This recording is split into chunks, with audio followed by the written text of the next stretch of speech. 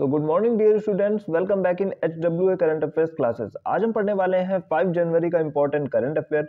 तो जो भी बच्चे हमसे जुड़ रहे हैं, आप लोग कोशिश किया करें कि वीडियो को लास्ट तक जरूर देखा करें। लास्ट में मैं आपसे एक क्वेश्चन पूछता हूं जिसका आंसर आपको कमेंट में देना होता है। इसी के साथ ही आपके स्टैटिक के कई पॉइंट तैयार होते रहते हैं। तो चलिए बिना किसी टाइम वेस्ट के शुरू करते हैं आज का अपना मोस्ट इंपॉर्टेंट सेशन 5 जनवरी करंट अफेयर्स। पहला क्वेश्चन है आपके सामने, भारतीय रेलवे का प्रस्तावित 69वां मंडल कौन सा होगा। अभी तक टोटल 68 मंडल थे, अभी भारतीय रेलवे ने 69 मंडल को ऐड किया है जो कि होगा जम्मू मंडल। अब हम इसके विषय में जान लेते हैं। रेल मंत्रालय उत्तरी रेलवे जोन के तहत जम्मू में अपना 69वां रेलवे डिवीजन बनाएगा। अभी तक कुल कितने मंडल थे? 68 मंडल थे। और नेक्स्ट पॉइंट है, अमेरिका, रूस, चीन के बाद भारत में दुनिया का चौथा सबसे बड़ा रेल नेटवर्क है। ये आप लोग याद रखिएगा। अब हम बात करते हैं टोटल नंबर ऑफ जोन्स की। हमारे भारत में टोटल जोन है 17। सबसे बड़ा रेलवे जोन कौन सा है? ये है उत्तर रेलवे जोन। 17वां रेलवे जोन कौन सा है जो कि अभी नवीनतम बना था? कोलकाता मेट्रो 2010 में। अब हम बात करते हैं सबसे पुराना रेलवे जोन कौन सा है, तो वो है दक्षिण रेलवे जोन जो कि 14 अप्रैल 1951 में बना था। अब हम इसी से रिलेटेड कुछ और पॉइंट्स डिस्कस करने वाले हैं, जैसे भारत के पहले रेल मंत्री कौन थे? तो ये थे जॉन मथाई, 1947 में बने थे। अभी वर्तमान में रेल मंत्री कौन है? अश्विनी वैष्णव है। अब हम बात करते हैं, एक क्वेश्चन एग्जाम में आ चुका है। क्वेश्चन क्या है, किस बजट में रेल बजट को केंद्रीय बजट से मिला दिया गया था? तो ये बजट था 2017 और 18 का। अब हम बात करते हैं कि ये बजट जो है अलग कब किया गया था।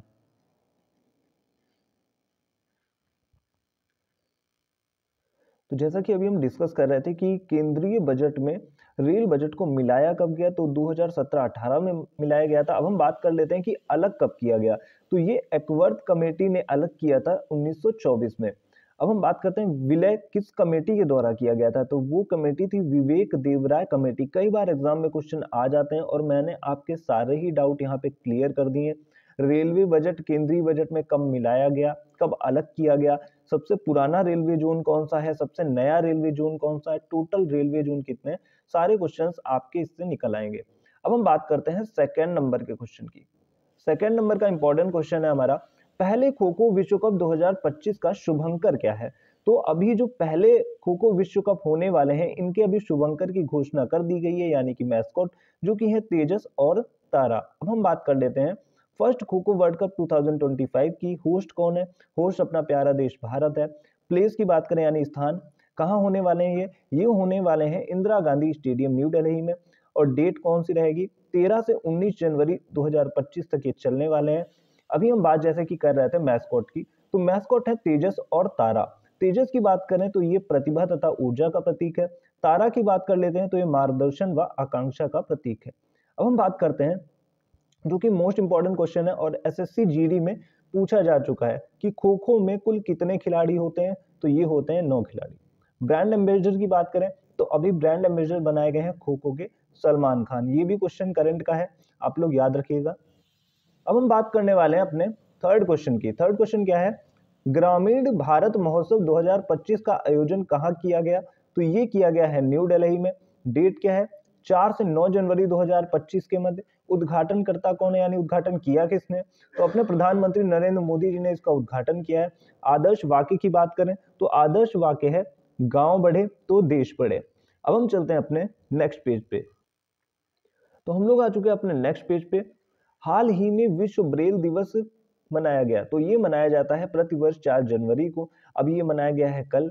अब हम बात कर लेते हैं, इसे लुई ब्रेल की जयंती के रूप में मनाया जाता है। लुई ब्रेल एक साइंटिस्ट थे, इन्होंने ब्रेल लिपि का आविष्कार किया था और ये लिपि जो है मोस्टली दृष्टिहीन व्यक्तियों हेतु विकसित की गई थी। जिन व्यक्तियों को दिखता नहीं है उनके लिए इन्होंने ये लिपि विकसित की थी। लुई ब्रेल जो है एक फ्रांसीसी वैज्ञानिक थे, इनका जन्म जो है 1809 में हुआ था।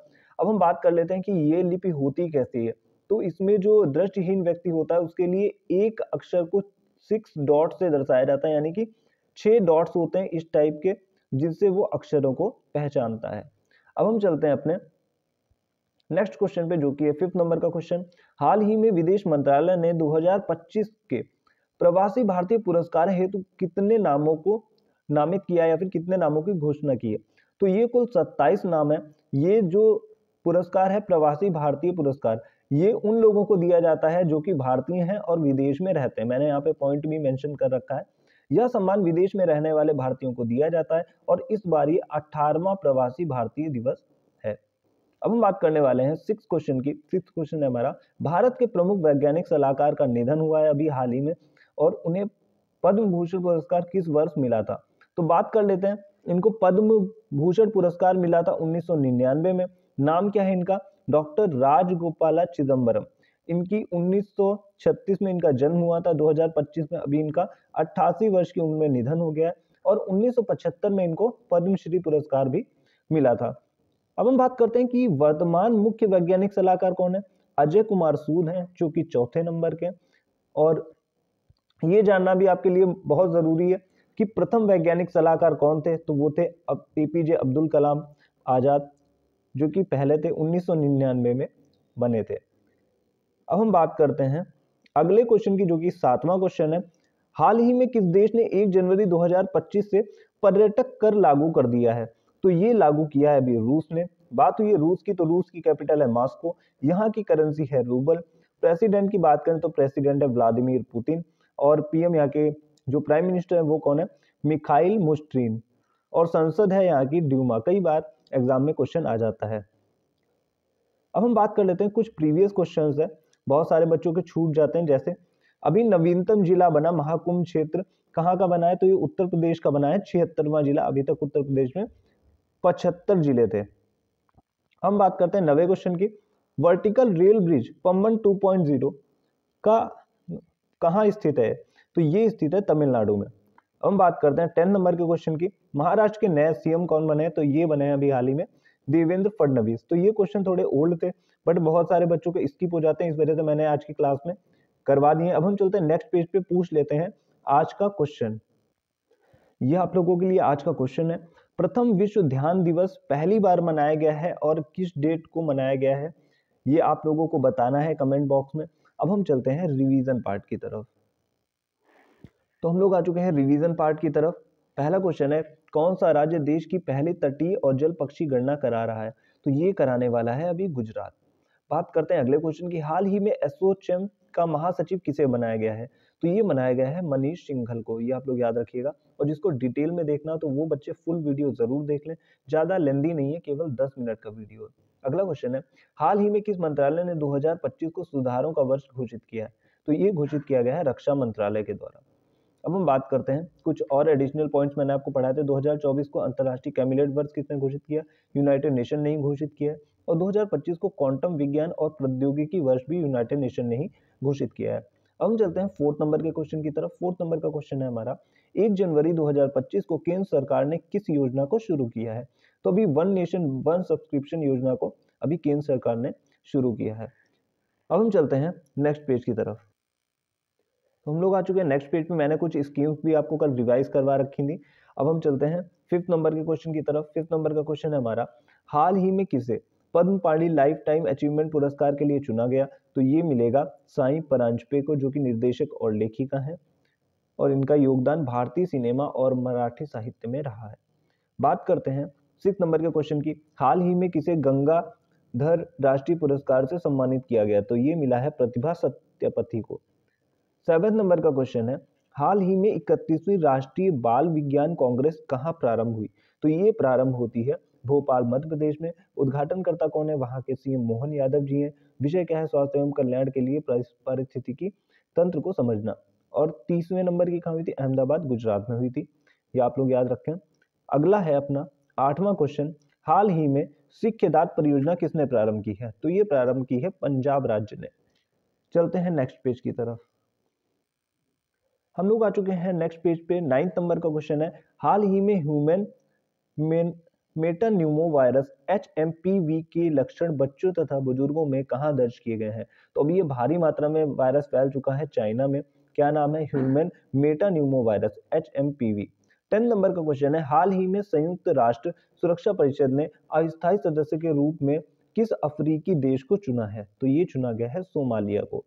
बात हुई थी यूएनओ की, तो यूएनओ की फुल फॉर्म होती है यूनाइटेड नेशन ऑर्गेनाइजेशन। स्थापना होती है 24 अक्टूबर 1945 को।